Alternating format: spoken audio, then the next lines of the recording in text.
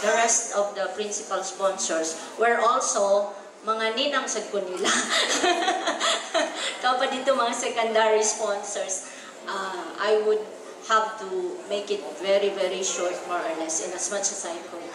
Wala ko nagpalaban sa ChatGPT or sa Bard or sa whatsoever in the message that I would be delivering for tonight. But then, from the bottom of my heart, I have to say this one. I've shared this to Miriel when we were seated at the church before we marched down the aisles. Salomon, please take care of Brazil. I am now, it's because, as I said, the feeling for tonight or today is different from the rest of the days we're in.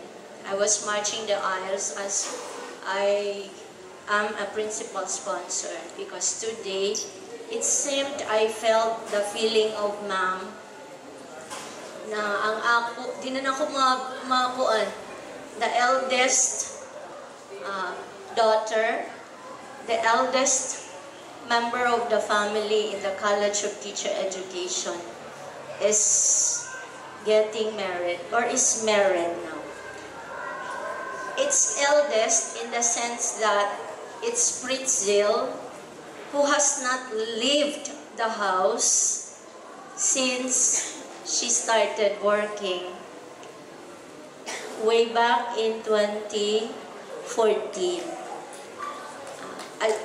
Katrina has moved from the house, but we are still connected. The rest followed, and they are seated at the back of dito dapit. And it's really Pritzil ang kamagulangan na sa college. And I felt that we're losing her in the family, as I believe it's stated in the Bible, the wife should go with the husband, or the husband should go with the wife. And so we're losing one, but on the other way around, there is an additional, because we now have someone who helped us in judging the performances and carrying the costumes of the performers. Thank you so much, Salomon. You're such a big gift for all of us also in the College of Teacher Ed. But then, this is what I'm going to say. Marriage is never perfect. And so I wish you for many years, and that you will grow old together. And the rest of the advice will be given on the 28th of December. I saw you kissing Pritzil's forehead, and you know I'm very, very happy. Because I have read that when a guy kisses the forehead of a girl, it's true love. How I wish it's true what is written in the book. And so I trust that you will take care of Pritzil, and that you will love her the way we love her. And you know, Pritzil is one of the many people and whom I truly can say that very humble. And that, Pritzil, do not forget that quality and that value, being a good wife, to remain humble and accept. Pritzil will always accept her errors, and with all her heart, she acknowledges it. And Pritzil remained that way all throughout with Salomon. Even in times that you are correct, you felt or you feel that you are in the right position and Salomon is not on the right position, still stay on what you have now. As humble as you can be, and if you have exhibited humility towards me and towards your colleagues, mas sobra pa jud ana ang buhata with your husband. And that, put God at the center of your married life. May you have more children, beautiful children, just like Luti's children, no? Gina's children, and who else are bringing their children? Kimi, so very beautiful. So thank you so much, and I wish you all the blessings that God will shower upon you as you grow old together. Congratulations. So, good evening to everyone. For those who know me, hi. For those who don't, hello. So, I am the younger sister of the bride. So, emphasize lang ko ang younger. So, she's my ate. And married, and I am the mother of that cute baby over there who is crying. So, this speech will be very emotional. So, I am now a mother, so I can really attest how first-time parents love their firstborn. And for my parents, that's my ate. Growing up, I always have my ate. My playmate, my friend, my ally, but most of the time, my enemy. She was not always a good person, as what most of you assume. She's very hard-headed as a kid, and there was one time I came home from school. I saw Mama was crying. So I went to her and asked, "Where is Ate?" Then Mama said, "She left Ate at the CR." So every time I do something bad, Mama will always say, "Musundog na pud ka si mong ate?" In English, so you're copying your ate. So bro, good luck to you with your future kids. So when we were young, I was like a tail to her. Wherever she is, I'm also there. That's why most of her classmates, especially friends, knows me. Kuyog-kuyog ni ate, and never did I remember na niingon siya nga ayaw kuyog. She would usually say to her friends, "Kuyugon nato si Kimi ha, para natay tig-picture." She was the one I looked up to in school and opened the gate of possibilities for me. That I can study in Cebu kay naa si ate. We were not from a rich family, but I thank my parents for the best gift they have given me, which is my ate. I can't imagine life without my ate. Someone you can share your plans, katunga sa mga bayro nun, a secret keeper, someone na pwede utangan and without interest. Mao nang aya, wait lang, himuon lagi ti kang ate. Many people were asking why my ate was still single at her age. Especially atong naunhan na nako siyag pakasal. I'll tell them na she's happy traveling around the world, and the important thing is that she's enjoying her life. Speaking of travel, kaya ra jud ni ate mo travel alone. And tungod sa iyang ka-friendly, anywhere she goes, makamake yun na siyag friends. Pero murag wag yun siya nakita ang laki sa iyang mga laab. And then the great Solomon from faraway island of Faroe Island came to our lives. Ang kalisod nagsugod na. Kinahanglan na mag-English per me. So, pero di ta pa field day, so abi pa lang, kay bawsa ta mag-English. So, I've witnessed their relationship since the day they met. Pero not in person. Bro sent me a picture nila sa airport. So, the day Solomon, picture nila sa airport. And also the day Solomon bought a ring. So, I was the one who knew that he's going to buy a ring. The day he asked my parents for my ate's hand, so as usual, ako'y translator.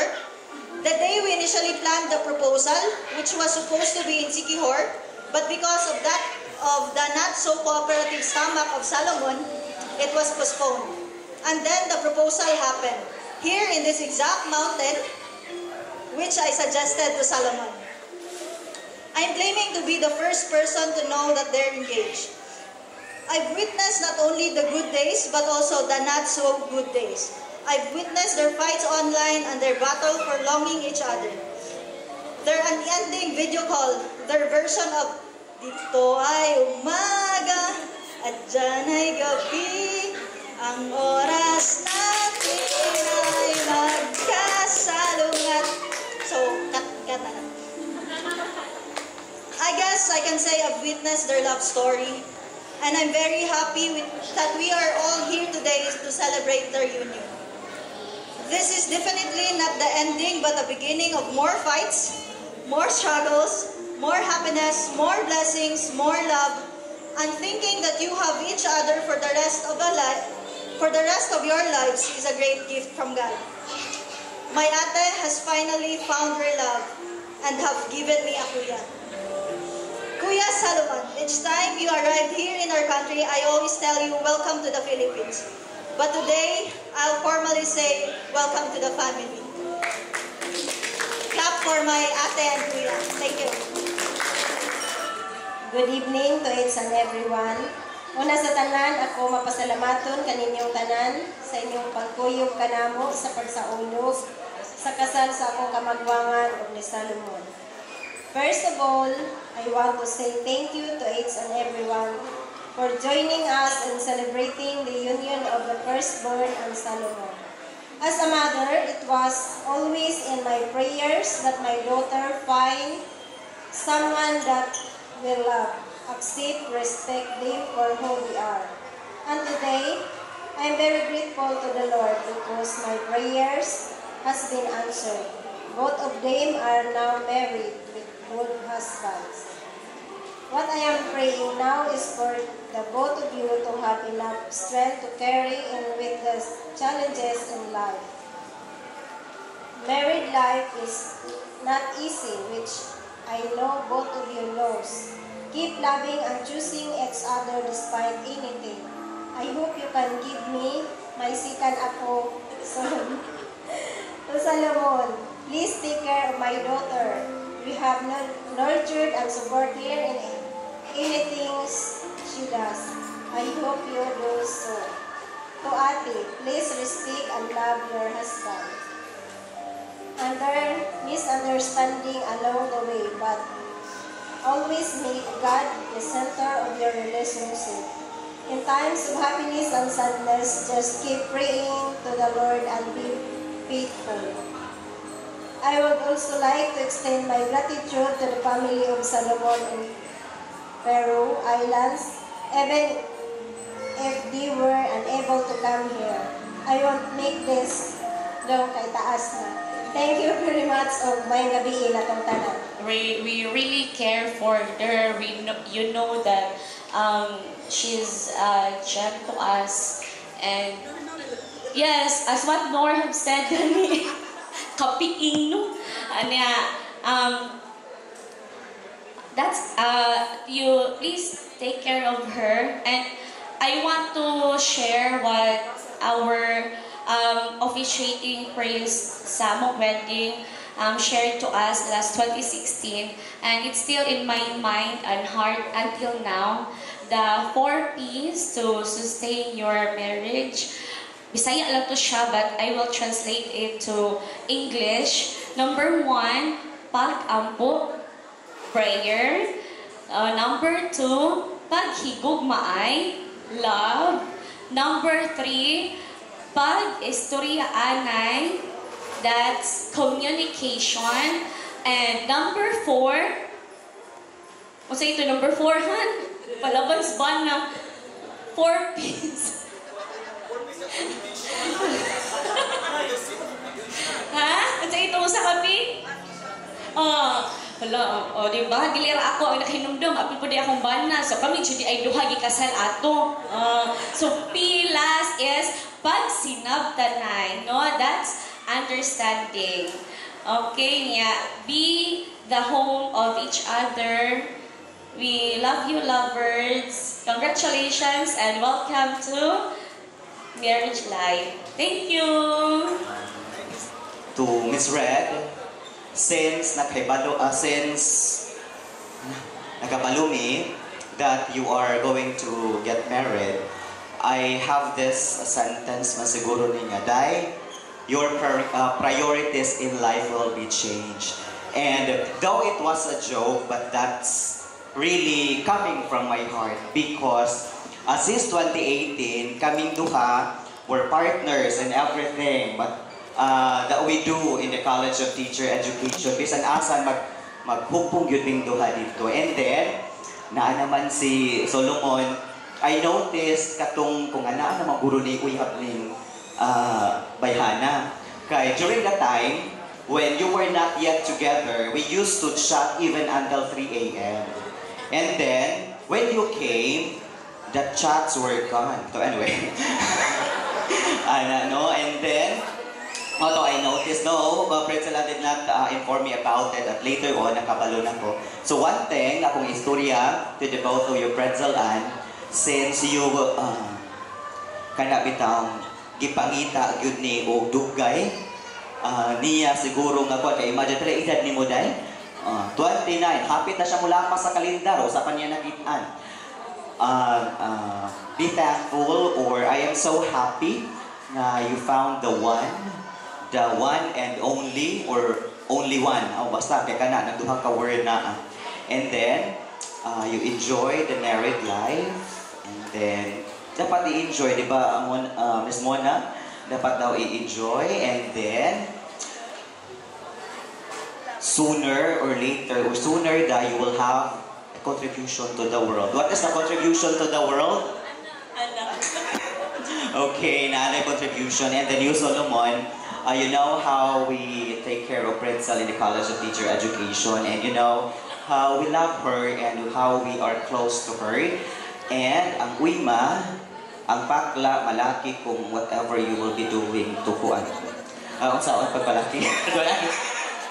Okay, so you take care of Pretzel Ann, and then, anak na lang, katong i-follow tong 4-piece ni Mona. And again, congratulations and best wishes for you. Thank you so much, sir. So, okay guys, kindly direct your attention please to our LED wall for our SDE. So, dim the lights please.